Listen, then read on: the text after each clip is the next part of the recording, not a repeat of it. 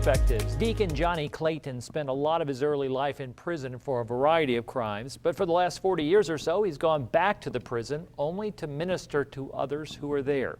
He was pardoned for his crimes by Indiana Governor Mitch Daniels back in 2005, and he's lived a full life that's not over yet. And so we welcome Deacon Johnnie to our table here today at age 91 and still going strong. We want to hear about those early days, but this present age, you're not as busy as you could be or you have been, but you're still going back to those prisons as often as possible. Why? Because I have the love of God in me, and that's what makes me do the things that I do. If I didn't have the love of God in me, I wouldn't do it. So at 91, you might get a little tired. But I get a little tired, but I still go. Well, let's go back to those days that motivated you to do that. Now, you were not born in Marion. No, I was born in Mississippi. Born in Mississippi. Yes. And I understand you're kind of a difficult child at times. Tell me about that. I was a difficult kid. I used to, down home, and I used to do things around about 12 or 13, and I started off doing things that I wasn't supposed to do. Mischievous, that going to school. We had to walk to school down in Mississippi, and had to get out and do the work, to pick cotton, to hold, to chop cotton. And my main thing was around home was to take care of the stove, take care of the chickens, and the wood. And down in Mississippi, our house set up on blocks, about a 4-foot block, and you could just get up on the house, and Mama would make you go out on the ditch bank and cut the limbs and sweep out under the house. So you're talking about the 1920s, the 1930s. Like the 30s. That's back in the day. Yes. Still segregated Mississippi. Yeah, you better be. Yeah, segregated. You couldn't. We had to go to one. If you go to, we had school our own, all the colored. And then the white children the bus would pick them up and take them out to Arcola. But we went to school and they had a school there on the farm. Then we had the church there, Methodist church, and we had the Baptist church. And I was raised up under the Methodist church. We'd had to go to Sunday school, and you wear your good clothes to Sunday school, and when you come home, you pull them good ones off and put on your rags. I remember that. I remember that was true in the 70s too. Yeah. When you say you got in trouble, most of it just typical childish stuff. When did you get into serious trouble with the law? Well, I was in Chicago, and I was in up the 20s, and people, I have a tendency right now, like they do now, and warmed the car up, and the car was running. So I taken the car, kept the car, and went to take the license plate off of that car and put on the other car. How old were you then? I guess I was about 20 maybe, something like that, 20 years old. Then I got caught with that car, and then I went to the prison, 1 to 2, then I went home, made parole, and I went home down in Mississippi. And I came from there, come back to Chicago. And from then on, I, from job to job, of course, back then I got a job at a factory there in Chicago, and I was working on the machine and the punch press. And I was doing that for a while. And so back then, it was a factory, so they had a place there where you did plowshares. And at one end, they would put the cold metal in the furnace would come through, and it would come out the other end, and I had a long pair of tongs. In other words, I'd catch it and put it in a cooler with the oil on it. So I'd been back there doing that job for a night. And so the guys was making good money. My check was maybe about $90-some on the punch press. So I went back on that job to see if I could do it, and I did it. So I told the foreman I was working 11 to 7. And so he said, they could do that job, Johnny? I said, yeah. So I got that job. First night, in the factory, you have a sack, a gunning sack, and I tied it back there with a string, and it kept falling off.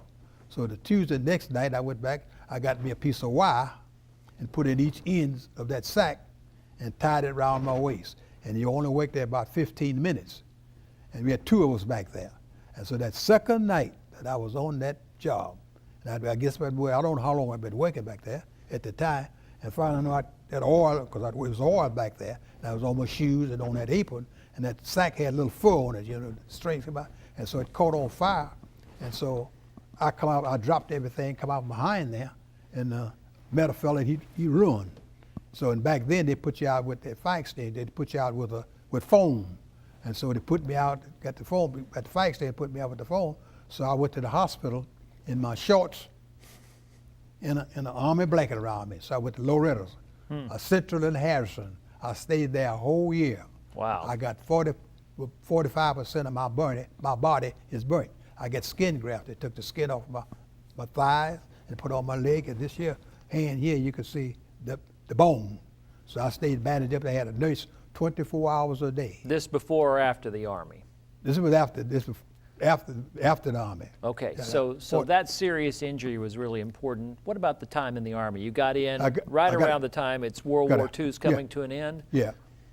So the World War was there. I went over in peacetime. They declared war when I was in Fort Bragg, North Carolina. But I re-upped. I got drafted. I went to Fort Sheridan out of Chicago. And I went, that takes 6 weeks up there, and I went to Fort Bragg. So they declared war, so I re-upped for a year, then I re-upped for another year.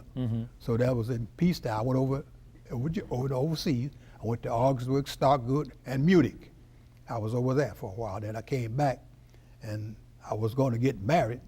I had a girlfriend. She was writing me the whole time that I was in there. And so I worked on the base there for a while. So come back home, and I got discharged. I was discharged from the Kentucky, down Fort Campbell, Kentucky. So that's where they discharged me then. So I went back to Chicago, and that's when I got in trouble after I come out of the Army.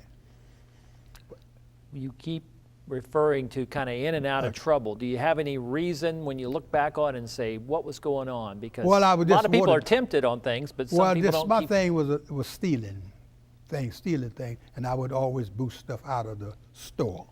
I never wanted to stick up nobody or rob nobody because I was scared of getting shot.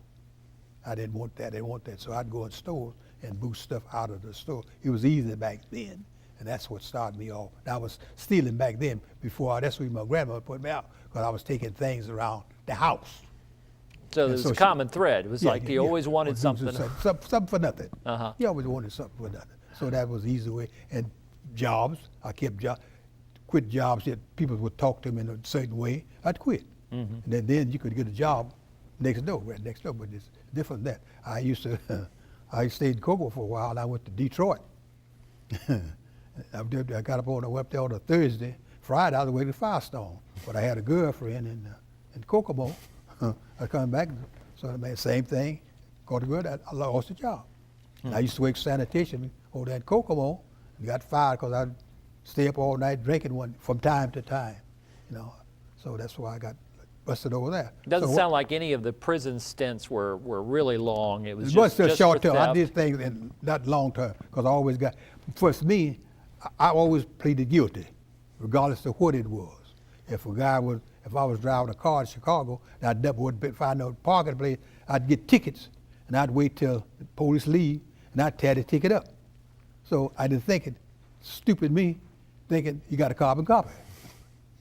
So just jumping around from place to place, right? Different jobs, right. Different things going on. We're going to bring this to the modern times eventually, but I want to get this timeline because you have been everywhere. Yeah. You mentioned Kokomo. Yeah. What year was that, and that's where it got you into the state of Indiana? I was in Chicago, and with the Beard family over there, he stayed in Chicago. So back in the 40s, about 45, 46, 50. So I got acquainted with them. I was bootlegging cab. You pay the guy so much, you got to stand, and then all the rest that you would make was yours. So they paid me $150 to bring them to Kokomo. When Perry Como was singing that song, so it brought me that. And back in the 50s, because I had a 48 Buick. You still remember that? I bought a 48 down the Florida, baby blue. And they paid me. That's when I first came to Kokomo. But after then, I kept up with them. It was in and out. And so I met the Beard family. So that's what. I say I got about 15 years, about in the 50s. And so Kokomo, that trip to Kokomo, that got you in the state of Indiana. What kind of kept you in this region of the country? What, because I kept you going to Kokomo? Well, kept you in this area or Kokomo, because that gets you into I was the state. in and out. I was in and out because I was a road runner. what you call a road off from here to there. Didn't stay one place long, but I stayed mostly in Chicago at the time. So I got acquainted with some people. So I was just drifted from place to place. How many times in jail? Well, in jail in Chicago, when I drive without license, they take my license, and I got smart, got some license in my brother's name, James Wilson. Just roust about. That's what study in one place. I was just going from place to place. So real quickly, you ended up in Kokomo finally for good at some point. Is that right? Yeah, for good. Yeah. How did that happen? Well, I liked it Kokomo, and I got me a job there at Kokomo, and I was working for a tire store there. Then I wound up working for Paul Hosier and Mary. Kind of liked it Kokomo. So that time Any time in jail in Kokomo or prison there? Yes, I started right there. Same old thing? I broke in a factory, Millbanks in Kokomo. So the Judge Kinsey, that was my third time going to prison. And I was locked up for stealing. I did all that time, but 4 months. And I came over here and Mary picked up a friend, and we was going back to Kokomo. And we was gonna come back here to Marion and help him do some work that Saturday. So I goes in Kroger's over there in Kokomo, and I had on, it was in June. What year was this? My Lord, I guess you got me there. I can't think. Didn't make a quiz, but. Yeah, I don't know exactly, can't exactly what year. But anyway, I went in Kroger's over there and stole a piece of meat, $3 roast. Stuck that under my shoulder, under here. I had a T-shirt, because every time I'd go to the store to steal something, I always had on a long sleeve shirt. And put that under there.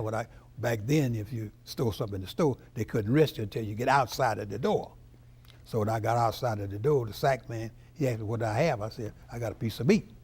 So he took the meat, so he told the sack boy to go back and then call the police. And my buddy sitting in the car with the yellow line, I had my car parked, Pontiac, sat there, we was drinking. And so sometimes I could run on away, but I didn't, because I was feeling good, because I've been drinking that oil.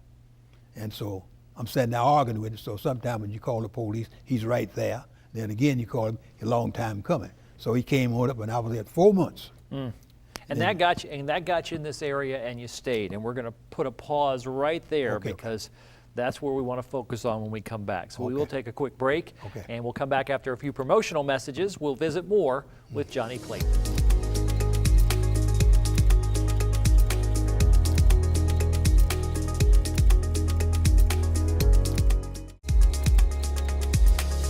The story of Marion's Johnnie Clayton just keeps unfolding, whether you're around town at the 9th Street Cafe or visiting up with people up in Bunker Hill. You at 91 are staying very active. Yes. You came to this area, before we went to the break, we talked about a crime that got you stuck in Kokomo. And now you stayed. You stayed and ended up in Marion. Tell me how that happened. How did your life begin to turn around then, and you ended up in Marion? Well, at the time when I only had a 2 to 5. I had 4 months to do. I went back to the jail, and I stayed in after he locked me up. Then I went back to the jail, and that's when I gave my life to the Lord. I stayed about 2 months in there. So. How old are you by this point? Well, that's 69. That was 69. So that's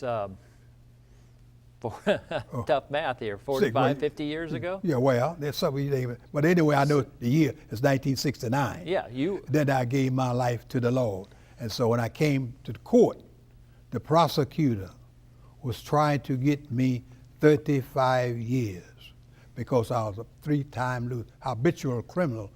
So I always, every time I got caught, I always pleaded guilty to what I have done. So after he was prosecuted, got through talking, then he had Judge Kinsey ask me to approach the bench.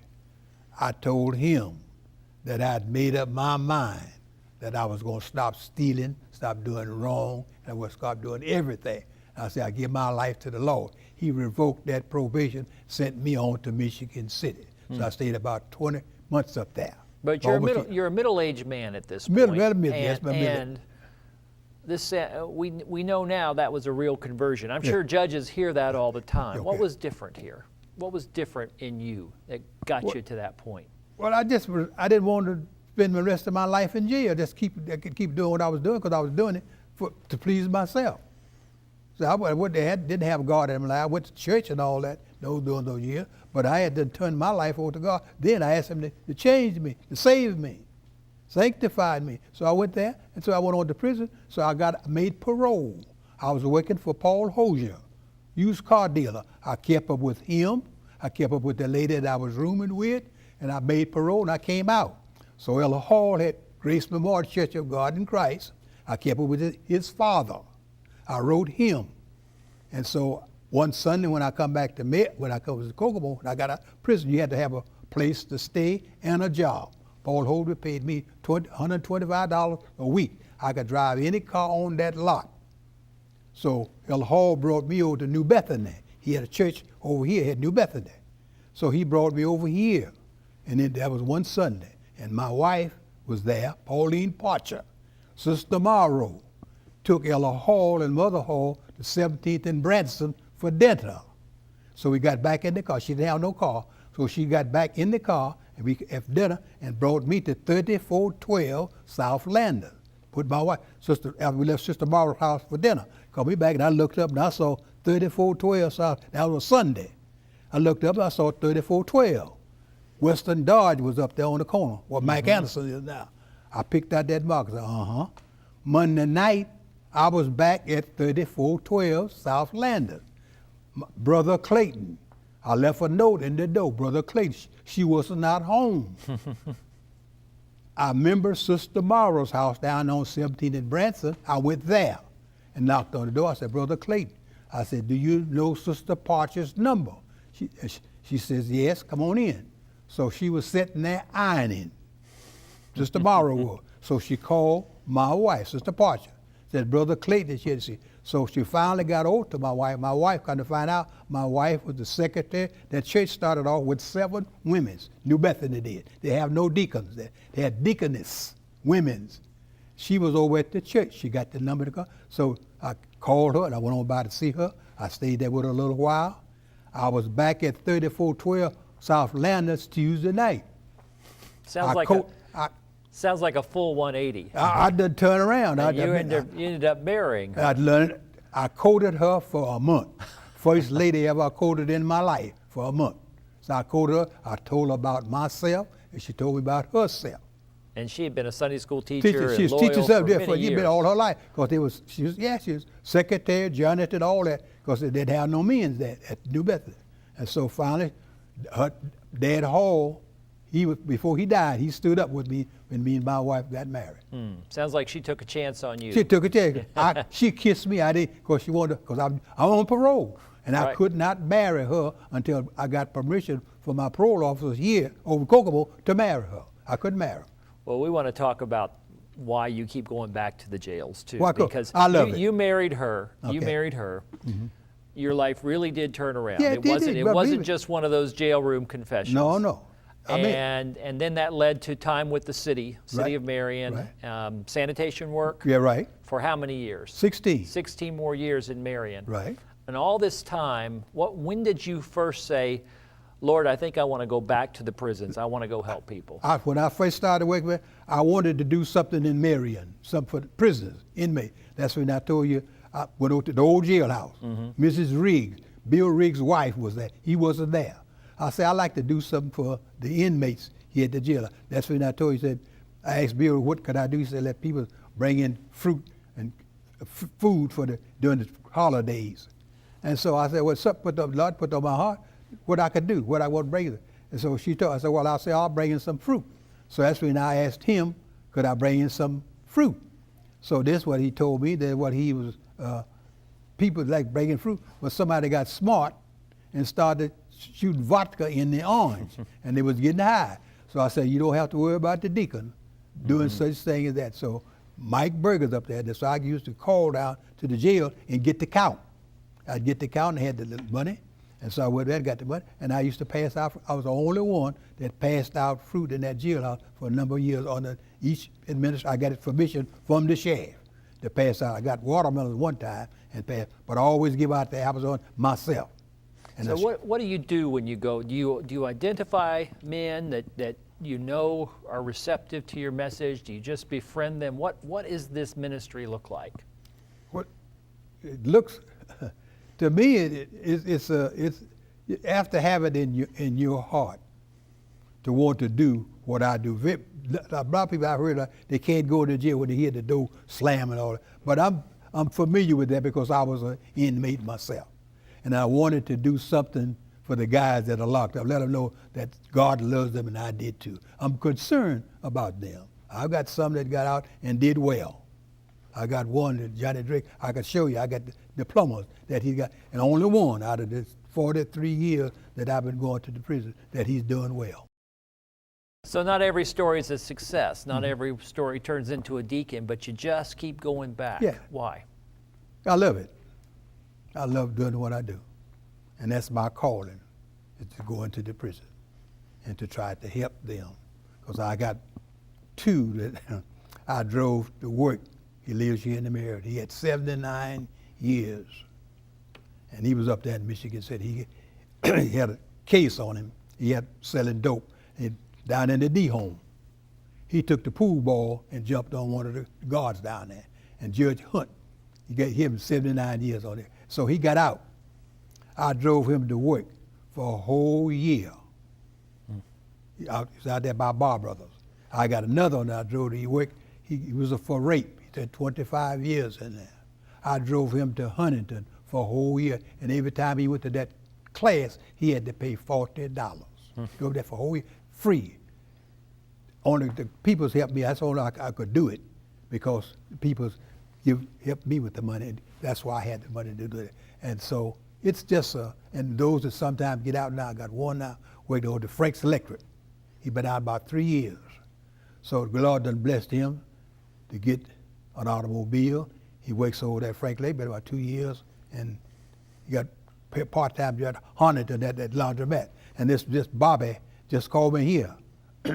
I picked him up at 9/11, Michigan City, took him to Muncie. Drunk driving, took his license for life.